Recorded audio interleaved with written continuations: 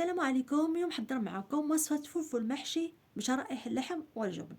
ناخذ 4 حبات من الفلفل، نقطعوهم انصاف ونزولوا لهم البذور، نسخنوا الفران من قبل وندخلوهم الفران مدة 15 دقيقة أو حتى يطرينا الفلفل، ونخرجوهم ونحتفظوا بهم جانبا.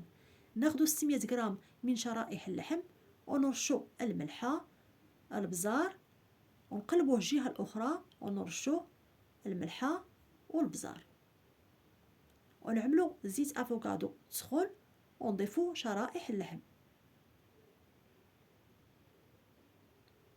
ونقلبوه الجهه الاخرى ونحتفظوا به جانبا.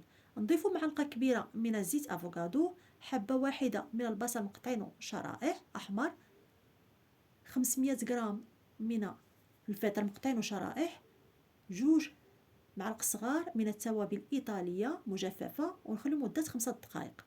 ومن بعد 5 دقائق نضيفو الملحه والبزار ونخلطوا الكل ونزولوه من فوق النار، ونعمروا الفلفل بشرائح اللحم اللي قطعناهم بشرائح رفيعه، ومزيج بصل احمر والفلفل، وفي الاخير جبن معيس مبشور، وندخلوهم الفران حتى يذوب لنا الفرماج، ونخرجوه ونزينوه بالمعدنوس مفروم، رقائق الفلفل الحار،